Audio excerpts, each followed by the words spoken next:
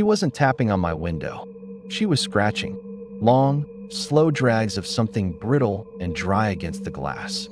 And when I looked, her face was pressed so close I could count the stitches holding her eyelids shut.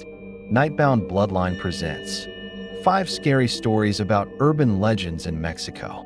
The land of Mexico is ancient, its soil steeped in stories that predate stone and steel. Here, the modern world doesn't erase the old one. It merely builds on top of it. And sometimes, in the quiet hours between midnight and dawn, what lies beneath scratches its way to the surface. These are not just campfire tales.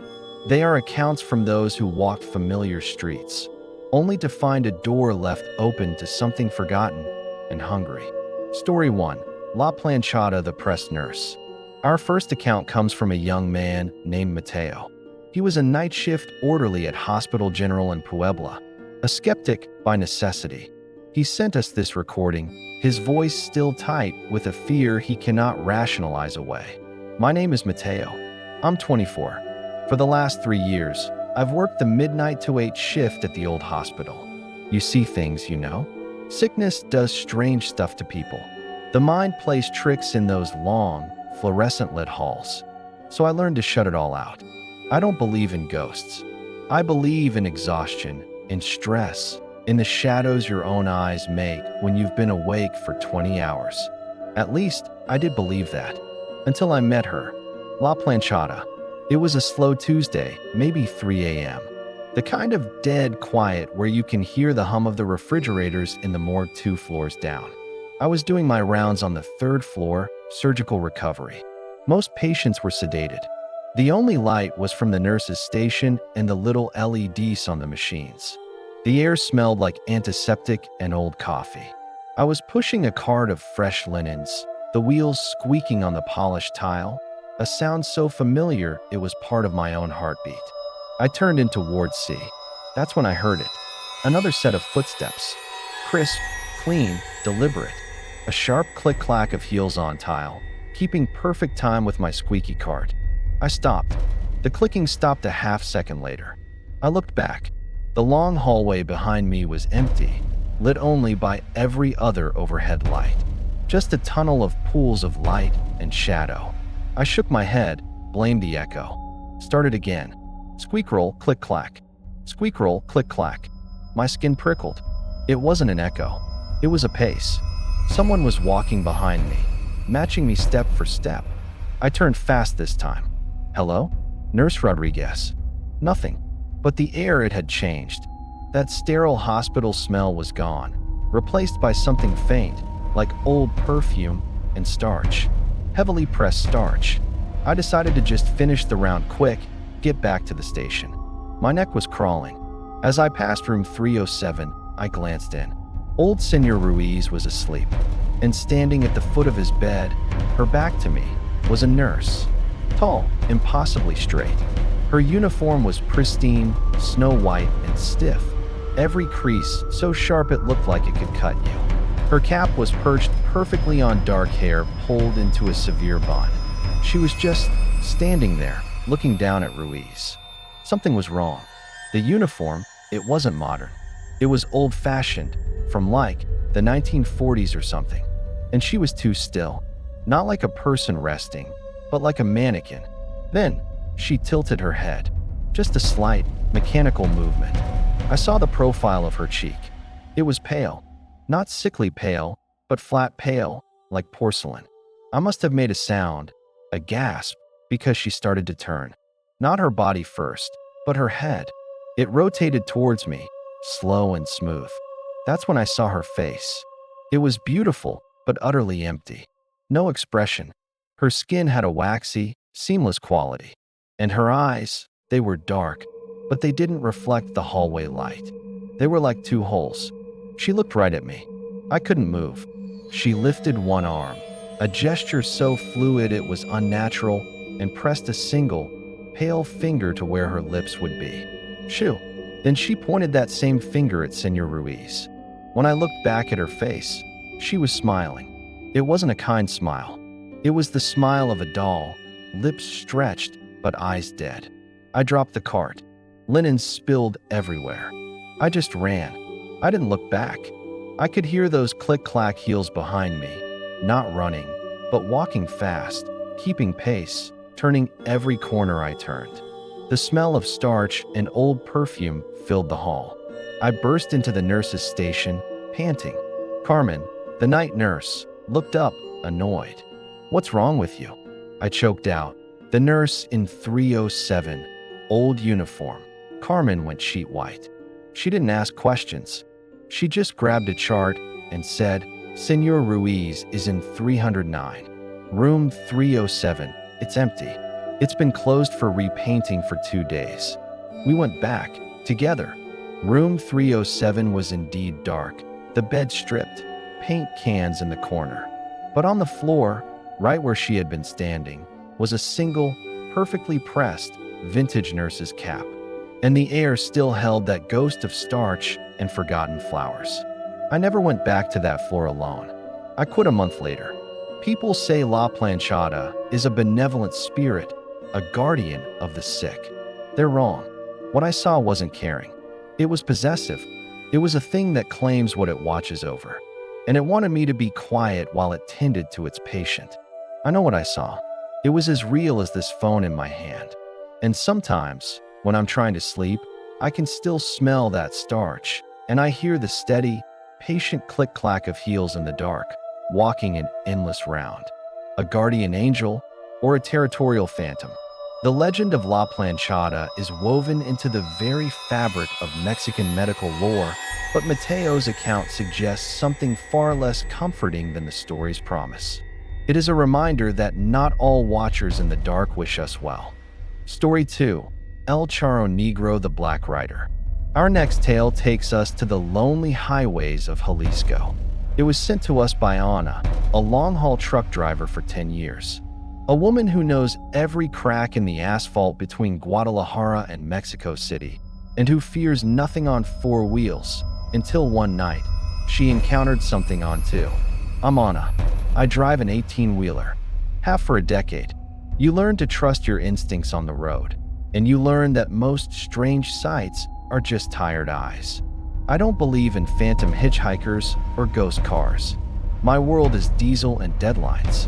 But on the old Libra Road, the one that curves through the hills near Lagos de Moreno, I met the one legend even the most hardened drivers whisper about. El Charro Negro. It was past 1 a.m., a Tuesday. I was behind schedule, pushing through. No moon. Just my high beams cutting a tunnel through the utter blackness. This stretch is notorious. No lights, no gas stations, just rolling hills and stands of skinny, twisted trees. The radio had been nothing but static for an hour. I was alone with the roar of my engine, chewing gum to stay awake. The air coming through the vent was cool and smelled of dry earth and distant rain. I came around a long, left-hand curve. That's when I saw him, maybe 100 meters ahead. A figure standing at the very edge of my headlights, on the shoulder. Tall, dressed all in black. Even from a distance, I could make out the silhouette of a wide-brimmed sombrero. A charro. My first thought was, idiot. What are you doing out here in the dead of night? No horse, no broken-down car. Just waiting. As I got closer, I expected him to turn, maybe stick out a thumb. But he didn't move. He stood perfectly still, facing the road, his back to the scrubland. My lights should have illuminated him, but they didn't. The light seemed to stop a foot from him, like he was swallowing it. He remained a cutout shape of pure shadow. And then I was past him. I checked my mirrors. Nothing. No one. Just empty road swallowed by my tail lights. I shrugged it off. A trick of the darkness. 20 minutes later, another curve. And there he was again. Same posture. Same impossible stillness.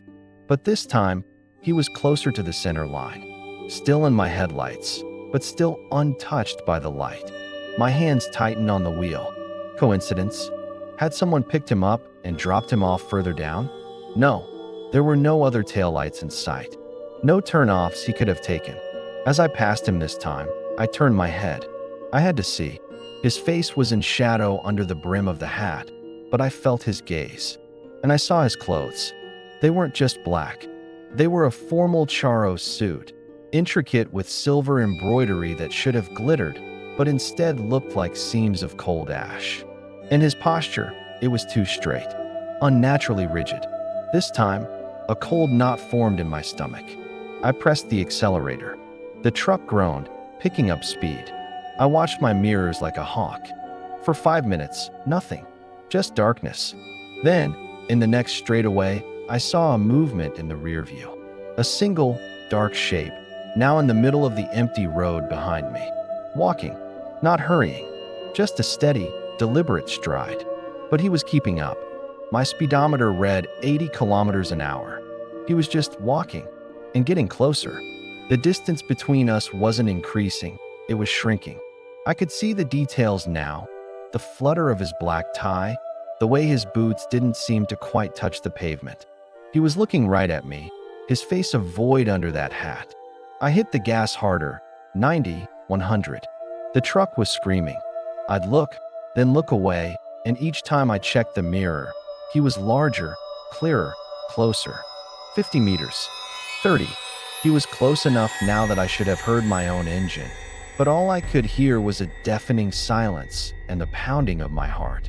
Then, he was beside me, not running, just keeping pace with my passenger side door.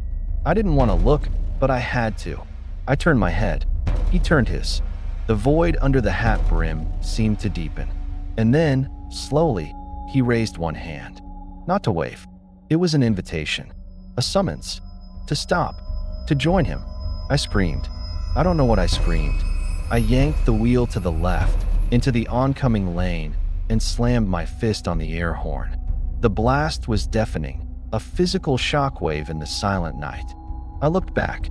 For a second, he was gone. Just empty road. I swerved back into my lane, my whole body shaking so bad I thought I'd lose control. I drove like that for an hour, sobbing, until I saw the distant glow of a Pemex station. I pulled in and sat there until sunrise, lights on, doors locked. I never saw him again, but other drivers on that route have told me their stories in hushed tones at truck stops. They say El Charro Negro appears to those traveling alone, late at night. He offers a choice, they say, but no one agrees on what the choice is, and no one who has stopped to find out has ever been seen again. I didn't stop, but sometimes, on a very dark, very quiet night, I catch a shape in the corner of my eye in the mirror, and for a heartbeat, I see the outline of a wide-brimmed hat.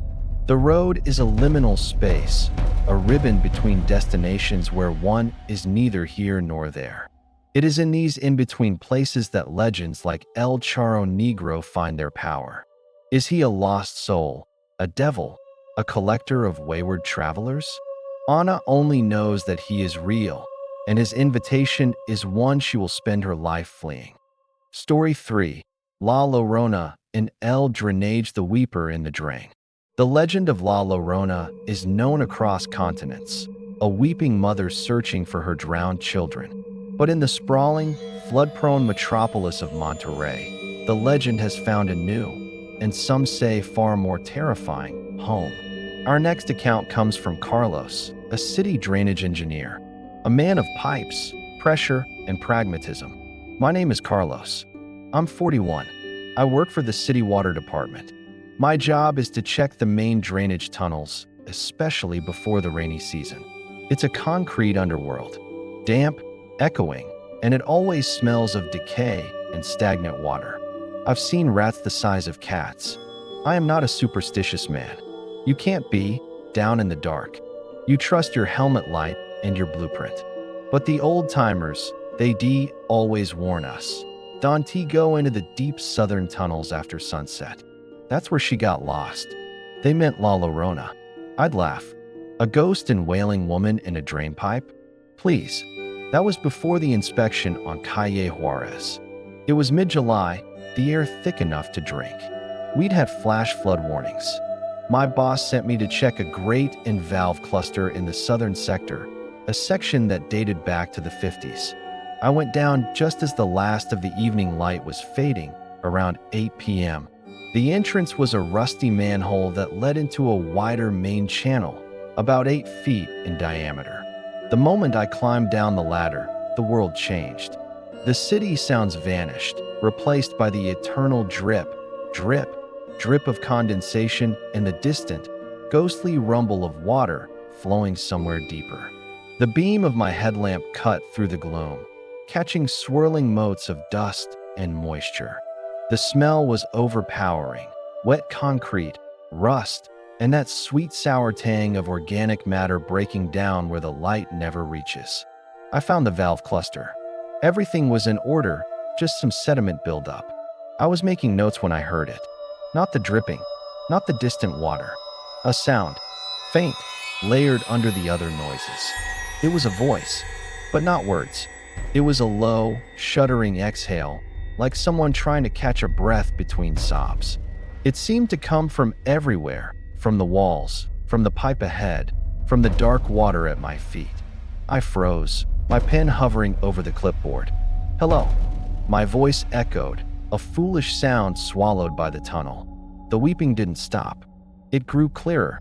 It was a woman's voice, choked with a grief so profound it felt like a physical weight in the air.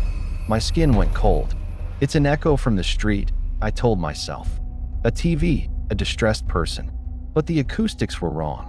This sound was inside the tunnel with me. It was moving. I pointed my headlamp down the tunnel, into the black throat of the older, narrower pipe where the sound was strongest. The beam shook. My hands were trembling. The pipe was half full of sluggish, black water. And there, maybe 30 meters in, something broke the surface. Not debris. It was pale. A shape. The weeping grew louder. A heartbroken, desperate wail that echoed off the curved walls and multiplied. Ms. Hios. My blood turned to ice. The shape resolved. It was a shoulder. A bare, white shoulder, slick with filthy water. Then, a head of long, dark hair plastered to the skin. She was facing away from me, hunched over in the water, her back shaking with sobs. She was wearing what looked like a white nightgown, now gray and translucent with muck. This wasn't a street hallucination. This was in the pipe. There was no way a person could be there, could survive that water, that air. I should have run. But a part of my brain, the engineer part, was screaming in horror at the impossibility. I took a step backward. The scraping of my boot on the concrete was like a gunshot. The weeping stopped. Just stopped. The silence was worse. The figure in the water went perfectly still. Then, with a slow, viscous motion, she began to turn. Not by swimming. She pivoted in the water, as if suspended. I saw the profile of a gaunt cheek, a sharp jaw, and then she was facing me. Her face was bone white. Her eyes were dark, swollen pits of sorrow. Water streamed from her hair, from her chin. She opened her mouth, and a new sound came out. Not a wail, but a wet, gurgling rasp, the sound of drowning lungs. And she started moving, not walking. She slid through the water toward me, fast, impossibly fast, her hands clawing at the concrete walls, leaving long, wet streaks. Her gaze was locked on me, a look of bottomless need and rage. I turned and ran. I smashed my shoulder against the ladder, scrambled up, my breaths coming in ragged shrieks. I threw the manhole cover aside with a strength I didn't know I had and hauled myself into the blessed, polluted air of the street. I slammed the cover back down and stood on it, my whole body convulsing. From below, I heard it one last time, a final, echoing sob that shook the metal beneath my feet, followed by the sound of something large sliding through water, and then silence. I reported a structural anomaly and a hazardous air quality reading. I never went back to that sector. I transferred to above-ground maintenance. They say La Llorona haunts rivers, but rivers get paved over. They become canals, then storm drains. Her grief didn't vanish. It just sank into the dark, seeping into the new foundations of the city. She's down there, in the forgotten water. And she is always listening for the footsteps of someone who might know where her children have gone. Carlos's story chills to the bone because it modernizes a primal terror. It reminds us that our cities are not shelters from the old world, but new landscapes built atop its bones. The grief of La Llorona, it seems, is not bound to reedy riverbanks, but to water itself, wherever it flows in darkness. Story 4. El Silban the Whistler. The plains of Venezuela gave birth to the legend of El Silban, a tall, gaunt specter that whistles a haunting tune. But folklore migrates, carried on the wind and in the memories of travelers. Our next witness, a ranch hand named Ignacio working in the dry hills of Zacatecas, insists that the whistler has found a new hunting ground, and he learned its melody the hard way. I am Ignacio. I've worked cattle on the Hacienda del Sol since I was a boy. The land is in my bones. I know the cry of every night bird, the yip of the coyote, the wind through the mesquite. I don't scare easy. The vaqueros, they'd tell stories of El Silban around the fire, a story from the south.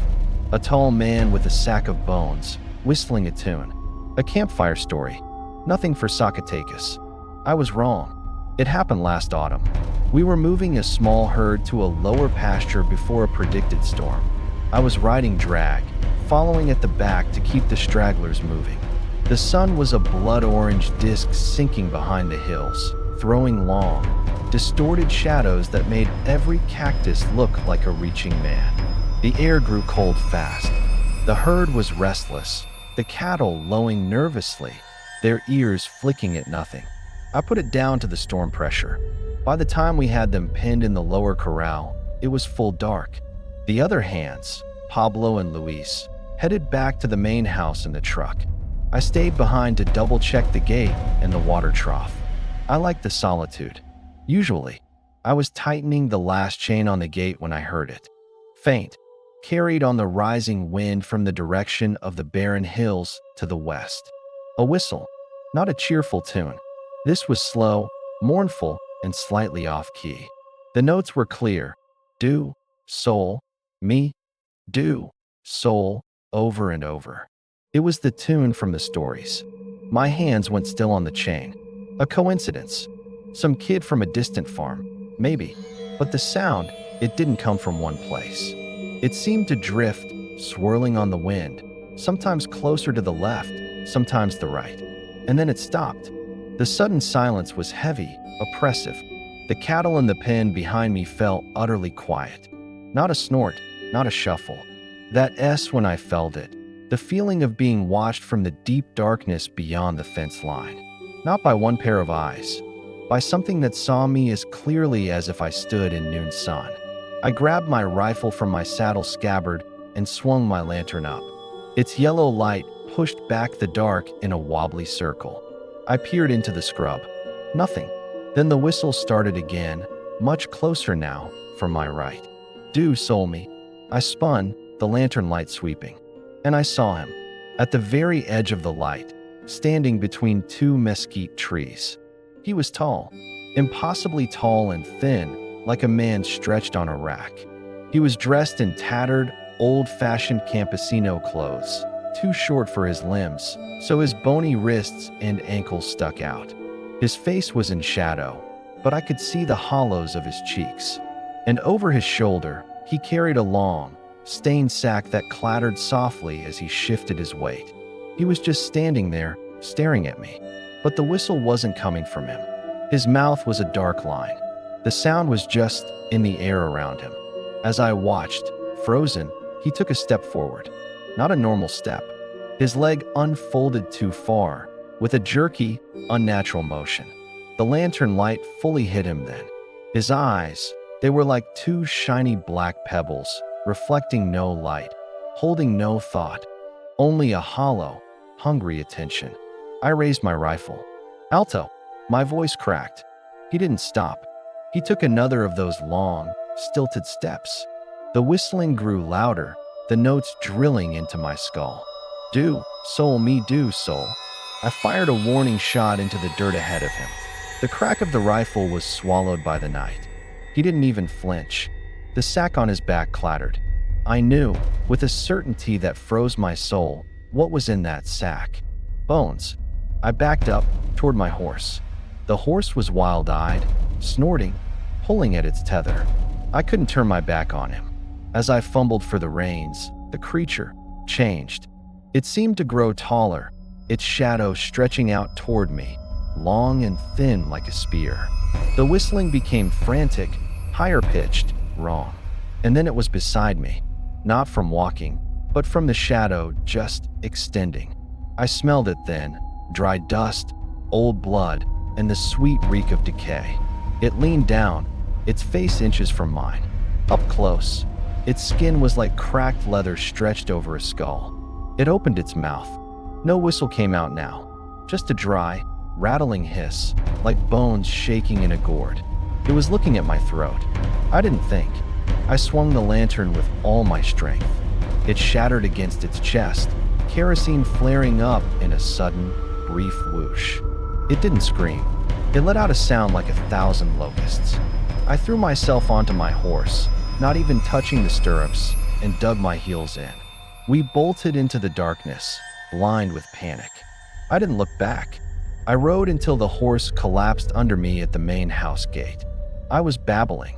They found thorns and scratches on me, deep ones, as if I'd been dragged through dense brush, though I'd ridden across open plain. And in my pocket, a small, dry, human knuckle bone. I never found out how it got there.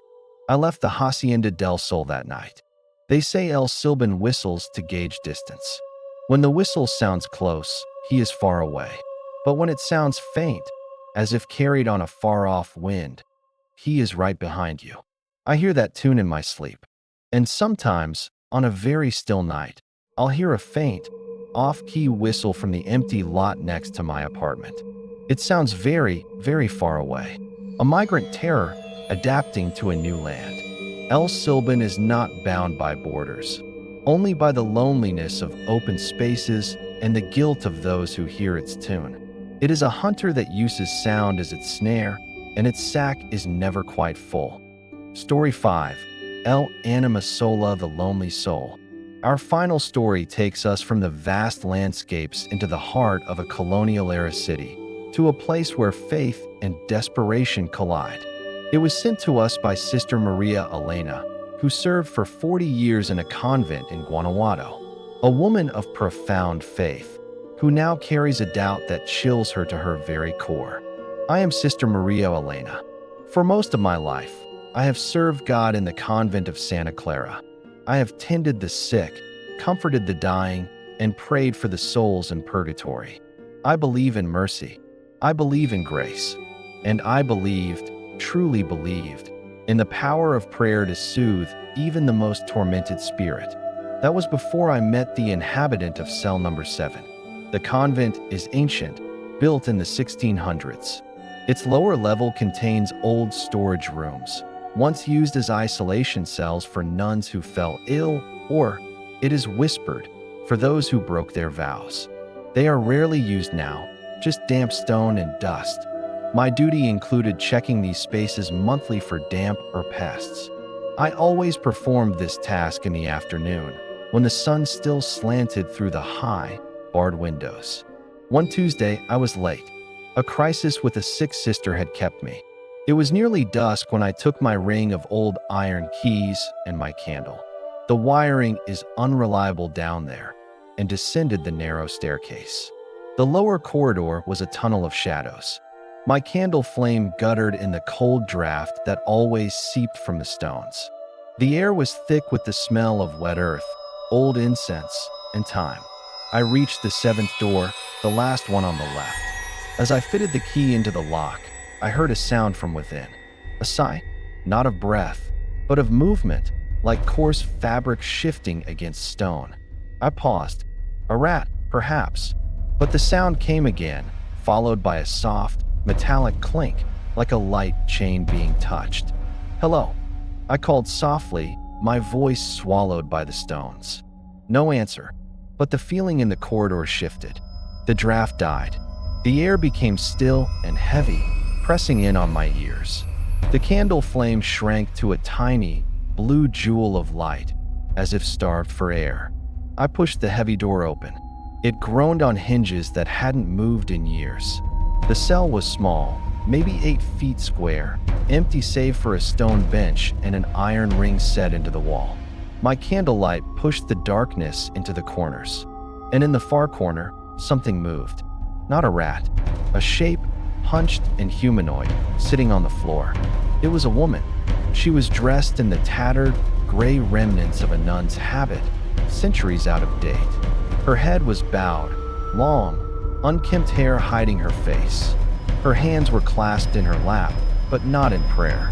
They were clenched together, the knuckles white, bound by a thin, rusted chain that trailed off into the darkness. She was rocking slowly, back and forth. "Hermana," I whispered, my heart aching. A poor soul, lost, perhaps a homeless woman who had found her way in. I took a step forward. The rocking stopped. She slowly raised her head. There was no face. Where her features should have been, there was only a smooth, pale expanse of skin, like a blank canvas of flesh. Yet, I felt her gaze. A wave of emotion hit me. Not malice, but a profound, bottomless, isolating despair. It was a loneliness so absolute it felt like a vacuum in the room, sucking all hope, all warmth, all connection into it. This was El Anima Sola, the lonely soul, not a ghost that wails or threatens, but one that absorbs. I tried to speak, to offer a prayer, but the words turned to ash in my mouth. The despair was a physical weight on my tongue. The figure began to stand. It unfolded with a painful slowness, the chain clinking. It didn't move toward me. It simply stood, its blank face turned in my direction. And then, it reached out one pale, slender hand. Not in menace, but in a gesture of unbearable need. It was asking for connection, for release from its eternal solitude.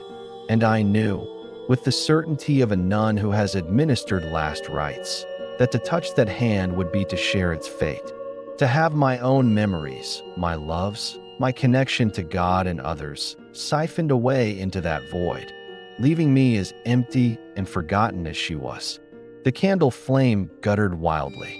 Shadows leapt and danced, and in them, I saw fleeting images, a falling rosary, a barred window, a written vow torn in half, all suffused with that same crushing loneliness. I stumbled back, crossing myself. I could not pray for her. In that moment, my faith offered no words, only a terrifying revelation. Some souls are beyond intercession. Their purgatory is not of fire, but of utter, irrevocable isolation, and they crave company with a hunger that can damn the living. I fled, locking the door behind me. I heard no sound of pursuit, only the fading echo of that rusted chain. I reported seeing structural instability and recommended the lower corridor be sealed. I believe it has been. I have never spoken of this to my Mother Superior. How do you confess that you looked into the face of a despair so complete it shook your belief in divine mercy? I still pray, but sometimes, in the deepest silence of the chapel, I feel that familiar, airless weight. And I know she is not in that cell. She is in the state of being she represents, a timeless, hungry loneliness that wanders the places of broken vows and abandoned hope, forever reaching out for someone to join her in the silence. Sister Maria Elena's account is perhaps the most unsettling of all. It confronts us not with a monster of tooth and claw, but with a spiritual void, a terror born not from what is, but from what is absent. Connection, hope, memory. It suggests there are fates worse than death, realms of existence where the soul is not punished, but simply erased by its own eternal solitude. These 5 stories, from the starch-stiff specter of the hospital to the faceless loneliness in the convent cell, paint a portrait of a Mexico where the past is not dead. It is a living, breathing, and often weeping layer beneath the modern world. These legends are the echoes of national traumas, personal tragedies, and primal fears that have taken on a life of their own.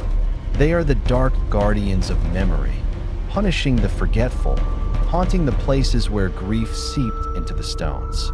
Have you walked a street in your own city and felt a chill that had no source? Have you heard a story from your own family that defies explanation? The night is vast, and its stories are countless. Share your encounters in the comments below. Let us know which of these legends chilled you to the bone. If you crave more journeys into the shadowed places, subscribe to Nightbound Bloodline and turn on notifications. We are here to listen and to tell the tales that linger in the dark. Thank you for listening. This has been Nightbound Bloodline.